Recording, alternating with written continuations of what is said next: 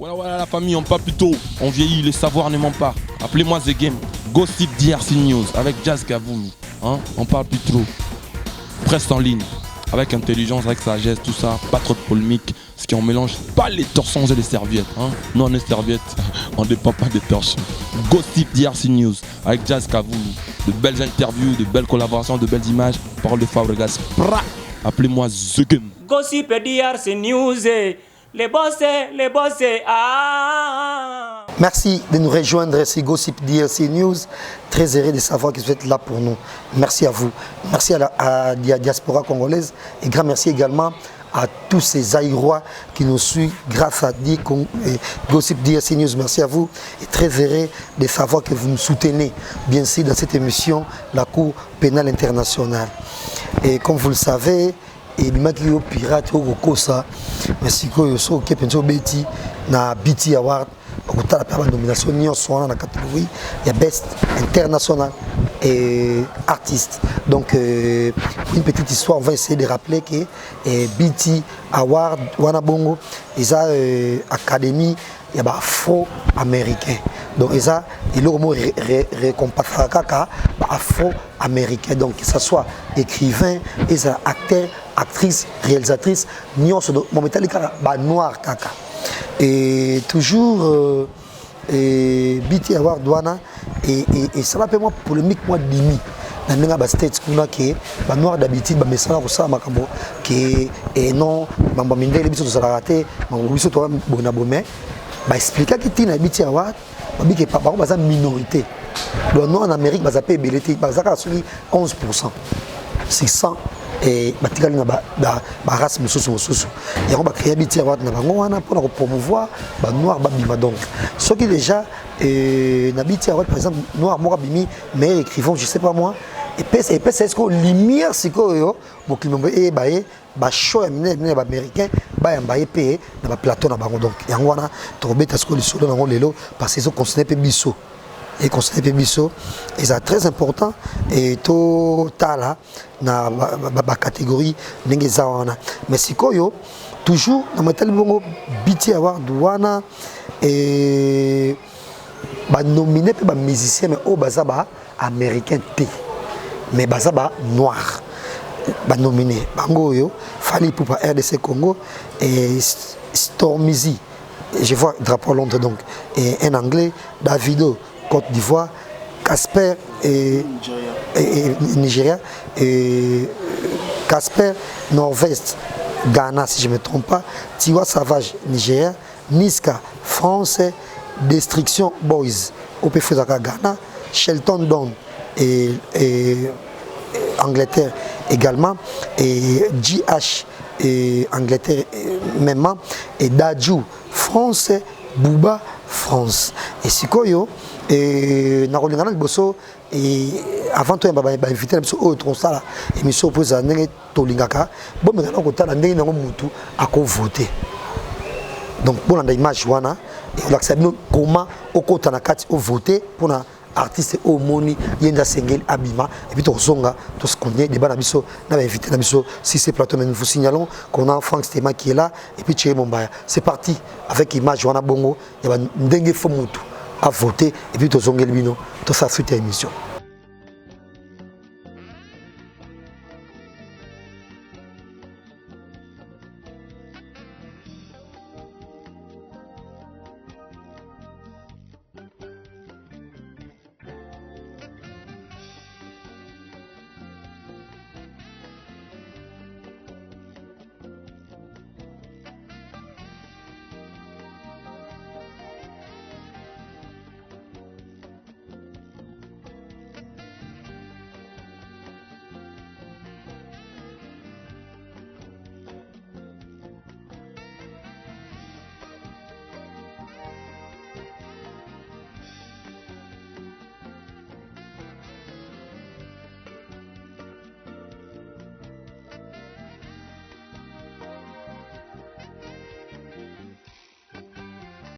Franck Stéma, bonjour. Bonjour Jasmine.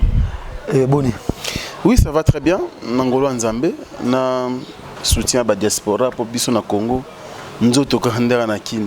Le reste, les bandes ya mboka grâce na bango toujours vivre toujours moi libre kolia moment ya komela vraiment ici ka banza pambola bango so mingi quoi ah na zaïba pas côté non eh ah ouais ça vous me qui a moyo déjà il faut te comprendre que distraction a tellement que ba ta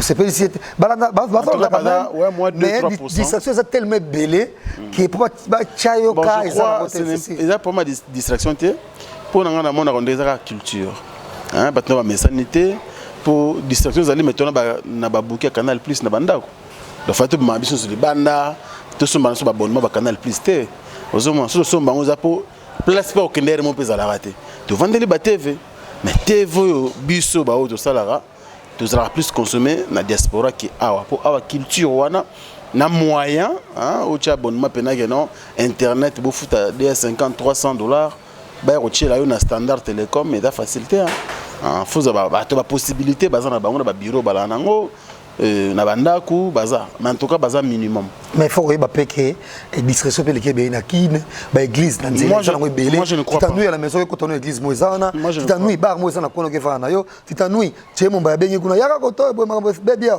OK titanui o le ga mama oza mbongo na poche tali kuna ba fande yindi o bino bango te bi fana kaka wana si on est ça là que na wa biso lo moko moto a se respecta ka moto pena ninga za na moi valeur na moi crédibilité oku nous vendre na ba coin na banganda te bato nyonso ba na Congo na Kinshasa o ba se ba comprendre vie ba se ba comprendre qu'il faut atteindre moi classe moko boye sociale a revendre sur les vendre na banganda te pour comme nango vraiment ils ont bébé éducation même ya bana biso moko d'ailleurs on a même pas le temps de réfléchir parce que maquille l'église même on n'est pas contre bandeko ba ça la église na bango mais ça commence un peu à faire des trous aux hommes donc na avenue moko bona 20 églises ça dit oh a veiller au kuna donc bazuka bafle ba chine ba fenêtre bandako donc ce que mikolo bando qui avenue da raye ye mutakisi si tu ba journaliste au mona na la raté donc aux hommes nous wana ils ont boma un peu image mboka na biso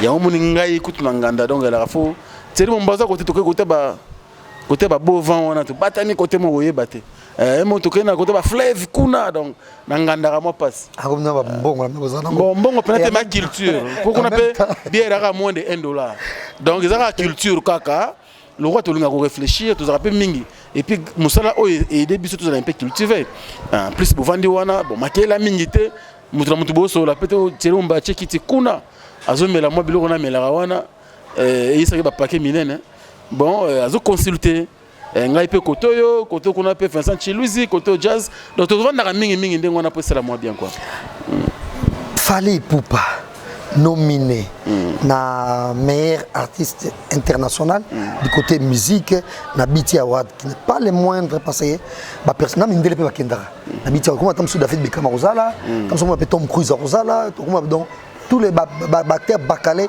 et même Yamindele Bayar pour notre chabango pour la cérémonie wana donc encore une fois il fallait qu'il fasse se retrouver na Baudra na côté no soana mais maman likamboza qui il y a Dadju qui est nommé également que j'adore qui est nominé oui qui est nominé et mais il a représenté France presque au Mbinga côté yango et mais déjà tu dis quoi et pour un soutien na bango balé. Oui, jazz par rapport à ce qui est vrai, ça doit faire débat. Na bato ba la biso même biso on a plateau na biketo divergence kalaté au quota ou ma bezo quota. Mais il faut dire une chose, sur le lobby d'Adju français, oui, c'est un français, mais tout beau sans risque makila nezate. Parce que ce qui est vrai d'Adju, baza on a sa musique na bango. Mais biso tout à la mingi d'Adju, tout à la rende vejuna. Netinga tout à la d'Adju pour la rende nouvelle na juna janana. Vous comprenez, donc j'ai aussi le droit de voter d'Adju, c'est mon frère. Aza français, oui, mais l'administration c'est une dengwana. Bon, des gravités ça mon kilomètre okende. Mais ba origine naïe, hein, ba origine naïe ça na RDC. Donc je n'y arrive bien pas. Bien qu'il est né et grandi. Je m'en fous. Contrairement à Maître Gims, qui est né ici, qui garde la nationalité. Moi je m'en fous d'Adju tel qu'il est là. Il y a donc j'ai 50%. Je suis 50% français et 50% congolais. Ça veut dire que dans le Béngo, par rapport à la naturalisation, na origine. Ça veut dire qu'il y a des gens qui sont ezalaka na Congo. Déjà, je vous apprends que c'est jeudi, Dadju on va avec ça. Ah voilà, azoya na préparer terrain. Donc eza boye écoute eza koyinda mabe donc et ngai pe nazo apprendre que tu es sélectionné par les journalistes pour couvrir l'événement. Tant que oyebi te. On va prendre Thierry Mumbai. Bonjour Thierry. Bonjour Jazz Kavoulou, bonjour Franck Stéma et également bonjour le bandit tout, il y a DRC News. Dans mon week-end, ils sont chargés. Hein? Trop chargé, trop mouvementé, mais bon, je suis à tête tout ça. Et Louisa après la Pongi. Pas vraiment, seulement moi, bimi, je suis Kitty. Et comme ça, moi, fané, parce que moi, moi non baté policier donc fouti mon bato naza ba boire on a qui ça fait 2 jours moi bien moi ezobima et puis comment on comprend tout l'équipe derrière les 20 et l'angeboy koya mou les obeta moi ezobima makasi donc on ne comprend plus rien mais avantage c'est que tu okufaté fallait pour pas qu'il nommé na bitiawa Alexis Batendene il faut voter il y a Dadju également et soutien on a on va aller bon to contre maman Alikamba. Moi, je crois qu'il faut soutenir nos compatriotes.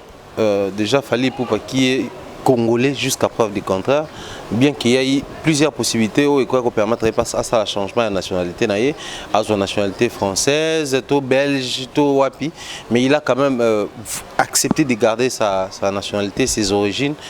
Sur le plan administratif, comme il y a beau sentiment, nous demandons simplement aux gens de soutenir Fally Ipupa. Moi, je précise bien que nous devons soutenir Fally Ipupa, car si Dadju gagne, France sera fière une fois de plus d'avoir un trophée dans le monde. Si Fally gagne, et les Congolais, autant sentimentalement congolais, et les Congolais, tout ça administrativement congolais, et les Congos, une fois de plus, sera gagnant. Voilà pourquoi moi je fais appel à tous ces Congolais-là, à tous les Africains francophones, également de voter Fally Ipupa. Donc on nous a déjà montré comment voter. Donc il suffit de faire comme on nous a montré. Là vous aurez Baribou Kezano, vous allez voir il y a Fally Ipupa. Votez.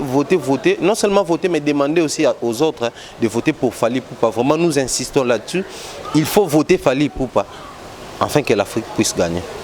Et en même temps, je pense qu'on va essayer un tout petit peu de souligner selon Oboui parce que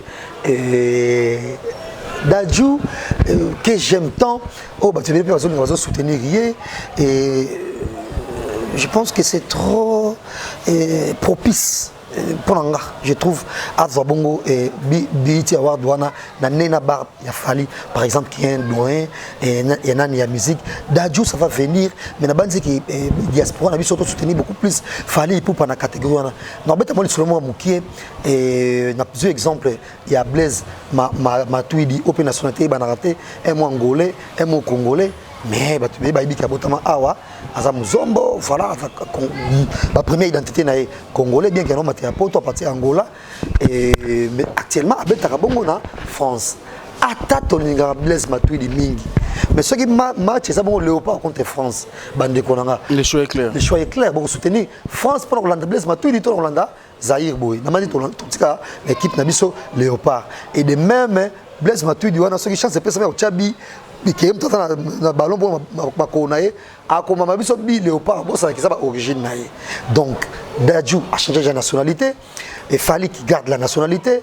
Encore une fois, comme vous le savez, l'Afrique est tellement mal vue sur le plan international, mais ça a peu moins de lumière. Et si Fally gagne, et que Fondation nous est là, il y a tel show, il y a des États-Unis, pas Oprah, et pas James Stewart, pas Jim Fallon, de show sur la possibilité, il y a beaucoup plus de visibilité. Donc, on a dit de façon à voter, et ça, on a donc Dadju, nous vous aimons beaucoup, mais si c'était Maître Gims, on allait comprendre qu'il garde la nationalité, bon, tout le monde terrain libre, va voter Mouto Balingui, mais comme c'est Fally qui est l'unique candidat Zaïrois, donc on va catégoriquement, on vote pour Fally Ipupa dans la catégorie wana. Mexico yo polémique moko et bimi sous mbangu et yango de to quitter la boye. En tout cas, on ça ndeko na biso tango moi polémique ozala oui, mais na likambo to comme nango boye. Ezala mutu ya JB, ezala mutu ya Ferré, ezala mutu ya Héritier Wata, ezala mutu ya Fabregas. Éparpillé dans le monde, dans la diaspora, na biso, bo voter, Fally pour passer, ezali Fabregas, mbeli batu pe Fally. En tout cas, tout le monde botika polémique, on vote pour Fali Poupa. Ce matin, nominé, on allait carrément dire dans la bande tout, il y a contre Fali. On va directement côté à Vérambo, côté à Fali, on va contre Ferré. On vote pour faire égaux la peau à ça, moi, Namboka. Mais ce que Nungu Moko et Bimi, tout ça, juste c'est flou. Jusque là, c'est flou. Na Mirmir, parce que déjà, nous, sinon, qui héritier qui est à Paris, tout ça, c'est héritier, et Fabregas, donc, clic na bango, intoxiqué, batou, voter Dadju. Voter Dadju. Deux informations. Foot, j'ai fuité. Ah, fuité. Foot, Bruxelles, Babengi, Babengi. Oh, mais non, il se murmure. Il se murmure que Fabregas a mobilisé Bruxelles, va voter pour Dadju. Et il qui mobilise, qui a mobilisé contre la diaspora française, va voter. Et toujours c'est même Dadju. Et sans que le banet qui est voter Falite, non. Et bien voter Dadju. Dans sa musique qui vient, Dadju il est gentil. Mais ouvertement, on sait qu'il ça va nuire. Du côté Fali Poupa qui est le seul candidat congolais. Impressionnant Franck Stémaï. Bon, moi je voulais dire ceci. Moi, je suis mal chance que je sois dans la catégorie. Parce qu'il faut dire une chose sur le plan international.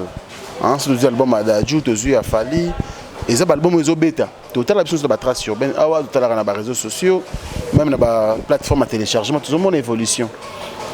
Mais le problème est que la catégorie et qu'on met un peu, moi, confusion dans le milieu congolais, si je peux dire comme ça. Parce mais c'est clair, Dadju est français. Dadju est français. Voilà. Dadju est français, même moi, ce qui est vrai, par exemple, moi, il y a Kitoko Makas, il y a le football.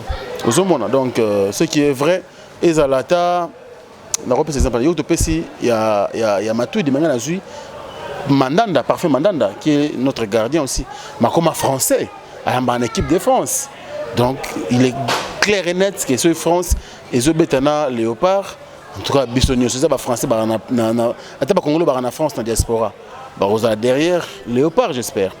Et puis, par rapport à la preuve aussi, Dadju, sa musique, est purement française. Mais Fali, au moins, il y a un peu comme moi, Lingala, dans la dimension Moussous. Je prends l'exemple, featuring la chanson Nidja. Featuring Arkeli. Il fallait chanter en Lingala. De quelque part, c'est notre ambassadeur. Il y a langue. D'abord, il y a langue. Pour un Américain, mais il fallait dire quoi en Lingala. Ce que ça interprète, moi, bien congolais, mais il expliquer. Et il pousse souvent la musique, en fait, langue, en Lingala. Donc, pour moi, je dirais une chose. Na point wana biso to obligé batoter hein to obligé batoter que journaliste parce que il faut Dadju c'est un français mais c'est notre frère aussi, c'est un frère congolais, mais ce qu'il faut vraiment insister par rapport à vote on a rolinga disque toko c'est dans prix wana pour toko c'est prix en tout cas pour ngana mona nous moi rumba mo bona toko mais na disque Dadju na ki moi rumba wana te. Mais na côté on va essayer d'ajouter que Dadju aussi qui chante en Lingala. Bien sûr. Maman Nabana Nabaka Dolce Gabbana. Oui bien sûr mais on va prendre ma rumba. Donc fallait s'occuper de banze moné mususu net. Okaneti moi rumba peneza moi guitare moi pena ya papa na biso taboule j'ai dit soir on va moi guitare et bandé et fait pas le tumba simaro. Quelque part s'occuper musique en ndenge on est pris. Et puis, je crois que ce serait une première. Une première. Donc, pour Nangaï, c'est aussi l'une des raisons. Tocha Fali pour Fali Dadju. Attends, les lois ont en tout cas, chance c'est ça. Chance c'est belé. Vous avez chance c'est belé par rapport à la musique au Bango Sala. Mais Fali, il faut dire que c'est les mois tour côté mais c'est un rumbiste avant tout. Donc, le coup là, Dieu a fait grâce ou bien musique n'a accroché comme l'horizon et celle qui a nominé. Par rapport à l'album Tokos, pour Yangoun, je crois. Et Tokos, c'est de Mimi. Voilà, donc, ils ont bien, comme c'est une première, ils ont fierté, il y a la musique rumba, et ils ont pris Wana, et je crois que la communauté Moussous va recevoir la macasse. Ou soit, ils ont film, je vois mal que Dadju Soration, en tout cas, comme dit, c'est vraiment la France. Hein? C'est vraiment la... D'abord, ils ont nominé comme étant français. Même Awa, Fali comme étant RDCien. Donc c'est quelque chose. On a les choix vraiment très clairs. Donc Dadju, on a fan à mon avis on dirait contre Dadju. C'est notre frère, on vient de dire ça. Toujours partager bah origine quoi. Mais na cas oyo, en tout cas on a besoin prix wana coupe wana linzanza wana yana na mboka na Kinshasa. Pour ce faire là je crois qu'il y a un open awa. Tout qui on a fiki, nous bien dans mon terrain moko boye, ce serait une grande fierté. Voilà, on va prendre tu vois mais en même temps toujours merci à Franck Sema, nous lobby bongo, on met tel bongo rumba parce que nous aimons la rumba et nous attendons et na Kenya bankale, tous c'est la bongo et album on a fallu pas koboaka et babi za rumba moto moko. Ils m'ont bien on a concert à Bida Massasi. Et Massasi zo beta na mboka kala te donc. Or on a un petit bal tétalier na concert on babi mas les camezo ya na mboka bon. Déjà tu vois que moi ndamwa pardon na kana c'est bandeko ba connecté en Afrique il faut bazomona pour concert mo mabante to diffusango en tout cas kana secret beta qui pays sera maramuna.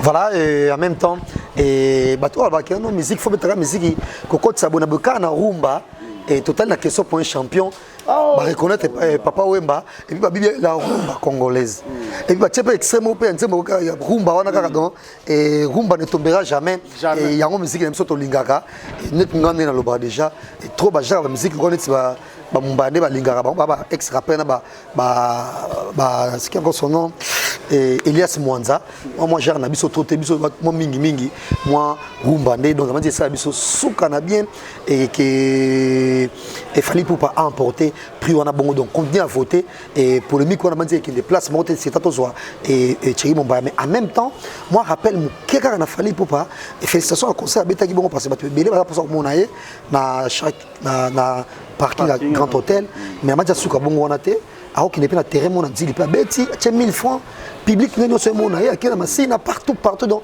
à ça on a ba commune Nyon sur puis petit à petit avec depuis la province pour ba linguer ba chance quand même il y a comme on a chez mon bail et il se murmure Fabregas Fabregas qui mobilise et diaspora de ce côté Belgique va voter Dadju mais sans toutefois qu'on s'arrête qu'il fallait nominer donc il fallait nominer on mobilise pour voter Dadju et il se murmure que de même héritier qui fait autant pour la communauté même sur bon et na France impressionnant.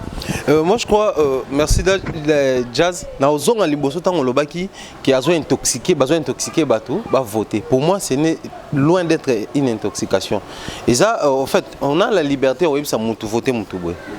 On a la liberté, d'autant plus que tu as leader d'opinion, d'autant plus que tu as leader et bateau belé. Donc les choix, en fait, choix et leader et influencera bateau balandara. Donc si le choix d'héritier c'est Dadju, automatiquement il peut aussi influencer bateau balandara.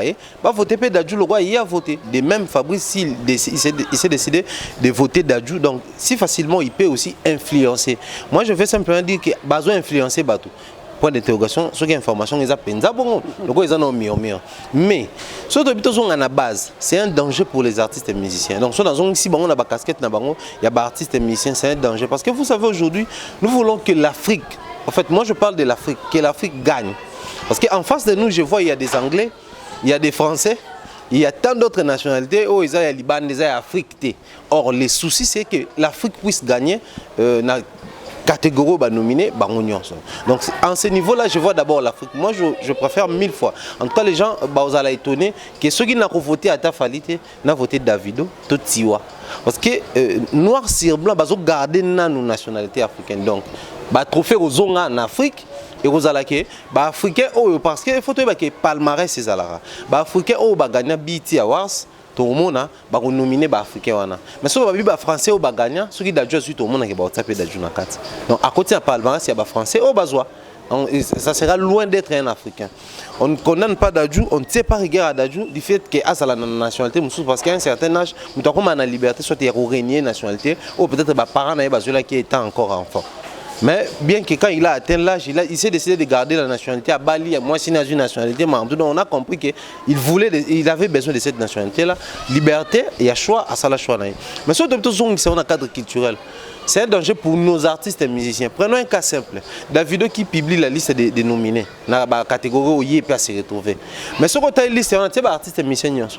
Lui qui est nominé, mais il y a aussi sa sœur nigériane. En l'occurrence, il y a Tiwa. Au hasard nominé. Qu'est-ce que Davido a fait? Pour inciter les Nigériens à voter Nigeria, à sa ligne, à telle liste, mais surtout à Tiwa en gras.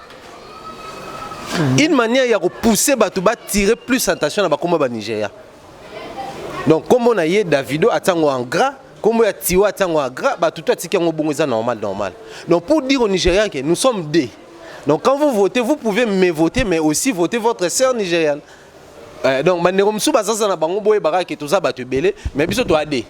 Donc botsa maele na biso, so nga na kozwate mais yazwa. Ceux qui font pas ça nominé, Fally pouvait faire ça. Déjà à la base on voit qu'il y a un seul artiste congolais qui est nominé. Bah artiste Moussou Baloba fait exposition. Ceux qui font pas ça nominé. Il fallait que ça n'ait devenir Sali. C'est ce que je dis d'ailleurs, c'est un danger. Donc tout le Baka fait parce que là on parle des publications à Davido, mais vous voyez aussi à côté à Tiwa. Je parie fort qu'elle a fait aussi la promo de l'autre artiste nigérien. C'est l'esprit congolais qui raconte. Les jeunes doivent comprendre que dans la jeunesse, dans la mambo qui est intérêt à retirer na ba pot banane nanzela retirer nizali sous-souté. Déjà vous se retrouver kuna. Donc attention bobundi, c'est la nomination qui compte. Nomination déjà boza déjà wana. Donc ceci dit, ils ont possible nous réfléchir une stratégie de mettre en place pour que les ala Congo ne gagnent. Or on a vu ce que une stratégie de mettre en place les ala yazouati. C'est ça le danger. Déjà voir qu'il y a des artistes tout confirmés mais qui poussent tout bas voter congolais mais pour ba gagner congolais. Il y a un classement de bimel, il y a bimi congolais. Donc, on va voter pour Fally kin. C'est déjà un danger. Ça pouvait être Fabregas, ça pouvait être Héritier, ça pouvait être Ferregola, ça pouvait même Tomati Licolette, Ranson, Jibem Piana. Bon, bien que Papa Chéri pas moi n'a trotté. Et ça pouvait être Kofi Olomide qui ne cesse de se battre pour à côté de la place. Parce qu'on se le dit. Ici, on travaille, il y a des jeunes. Mais le danger qu'on a, c'est ça. Aujourd'hui, sur OK, na ba artiste et ba nation mususu ba ça la ba poste juste pour pousser les en fait batamboka na bango ba voter moi qu'on a bango à se retrouver kuna parce que moi j'aime bien Héritier. Il a toujours dit une fois na ba émission na ya alobaka ceux qui artistes congolais a eu trophée azo yango contre bisoté mais azo yango pour na biso. C'est-à-dire trophée on est comme un sujet à utabaninga mal à l'aise que ngana zozo ba trophée moko boté mais à la sujet à webi sabaninga que c'est les Congolais gagner. Donc vous pouvez aussi travailler, nous pouvons aussi mettre en place ma stratégie pour tout rafler le trophée à Boye et Belé. Donc pour moi je veux dire c'est un danger pour les artistes. Bah mon avis que c'est un adversaire. Mais bah mon avis c'est un danger pour nous qui sommes artistes congolais. Les lobes quand on n'arrive pas à comprendre que nous pouvons être ensemble d'une manière, d'une autre mais d'une manière. C'est-à-dire face à il y a des défis Tiaboué, face à combat Tiaboué, que je veux dire il y a Nigeria qui est représenté, il y a la France qui est représentée, mais il y a aussi mon Congo qui est représenté. Donc au nom du Congo, je vais me battre de façon que les ala Congolais me t'assoient. Peu importe la guerre qu'on a au niveau interne. Tout ça le rôle en Ghana juste toi bandeko, tu vas na kumoko, mais tu yo kanate. Jo moko ba uti na le panga ba voisin kota bandeko bundisa yo ngana otikate. Non ya na bundana no apprendre na lobo moni yo kate moni ba yo bundiso mais na côté liyo.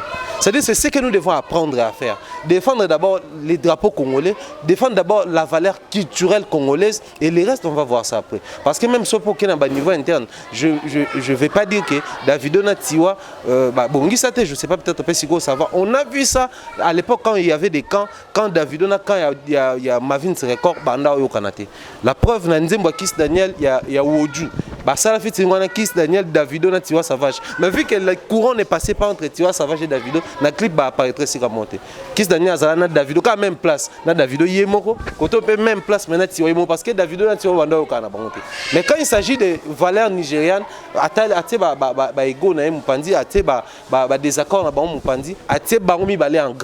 matière de communication, on comprend qu'il attire notre attention. Donc moi je fais appel à Congolais partout ils sont, la diaspora congolaise, partout Bazali, la communauté africaine parlant la langue française. J'ai fait aussi appel à Bango. Nous devons voter Itul, nous devons voter l'Afrique francophone, nous devons voter Fally Ipupa. Merci Thierry Mombaya. Nous arrivons à la fin de cette émission. Et normalement, mon émission est à World. Mais ce qui est à Rumba, ma dédicace.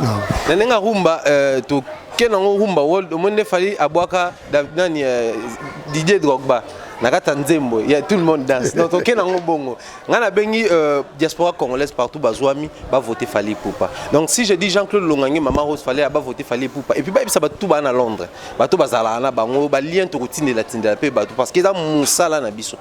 Bien qu'il y aura connotation, là on accepte, mais nous voulons à ce que ce soit Fally qui puisse gagner.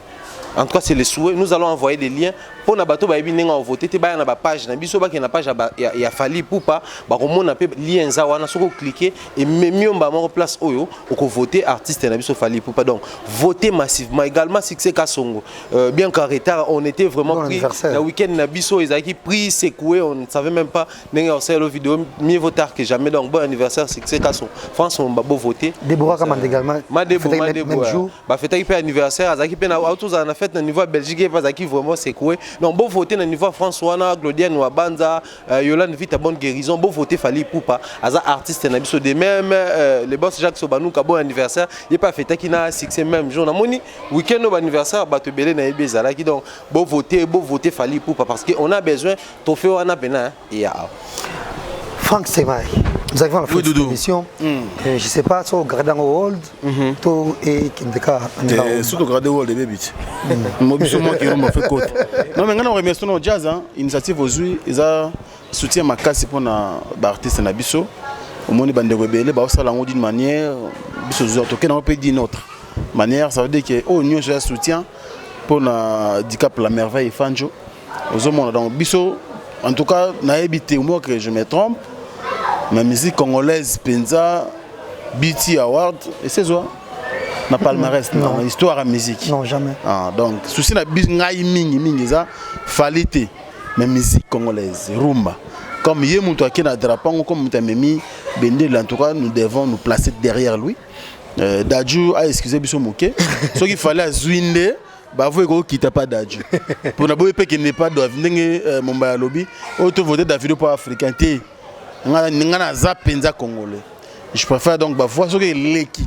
N'engana ko baser la zora ba voir Congo mbeleka ba pesango ko vo ingila. Ko bazaki liste moko na parti na ba voter la bango. Bien que tout bango de ba kozwate. Mais ce ba voir fallait l'équipe belé qui a joué belé. Deuxième mais à la Dadju. Pour c'est notre frère congolais. Nous le Mbappé na moi lingala ça la muta yembaki qui congolais ça pas yembaki nani Serge Ibaka c'est toute une chanson pour Serge Ibaka au moins on a 100 congolais on a 100 congolais Ibaka pas continuer clip donc c'est notre frère congolais. Moi je pense que Fally après Dadju ninge Davido après Tiwan biso Fally Dadju donc on a deux personnes dans la liste et ça biso bien pour nga Fabrice Nseka le boss américain. Plus que lui il y a pas moninga papi mamale motema ya Mirna. Et grand merci également à Mercico, la première dame de Lausanne, Motema Vego Belisha. Grand prêtre, parent André Djeloua, un enfant pas comme les autres. Merci également à Alain Dinamo, l'homme en surprise très très agréable. Bogart Tina Poche, Motema Maman Jenny Samba. Et merci également à Blanchard Kabanga, le chouchou des Lions. Il y a Fally voté Fally Ipupa. Mais pour la polémique, c'est Miremé, pour la héritier na Fabregas. En tout cas, information, on a eu qui ont Siko et pas jazz, on a évité. Mais si c'est le cas, en tout cas, Balembisa. Balembisa, ça bien été. Tu votes dans nos biens, tu vas avoir rumbiste. Tu soit rumba en avant-plan. Et ça a bisou. Dadju a encore beaucoup de chance. Mais Fally, en tout cas, énergie dans le lot. Tu as aidé à Zozoba trophée, on a pour l'objet de Lemba. Et ça a bisou bien. En tout cas, merci beaucoup à Jazz Nayo. Merci à Château Randy Wali. Merci à Maël Sadik, équipe Mumbai Africa Info. Et puis l'équipe Mobimbappé à DRC Gossip DRC News. Ah, comment on va passer Gossip DRC News. Nadie Ndoms, Yannick Youra, donc na EP de Jasmine. Merci beaucoup Nayo. Et puis on a mis sur Dubaï. Herman, c'est quoi ça? En tout cas, on a passé un beau temps. On a bien tout le monde là. Merci beaucoup également à Jazz Kafo.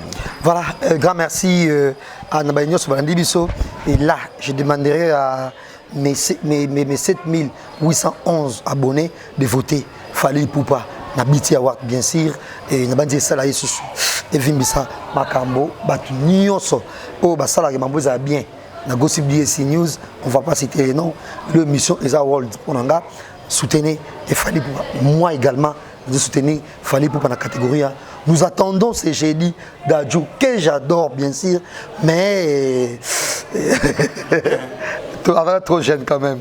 Pour rafler trophée, qui a un carrière élastique, nous l'avons l'équipe, à ce trophée.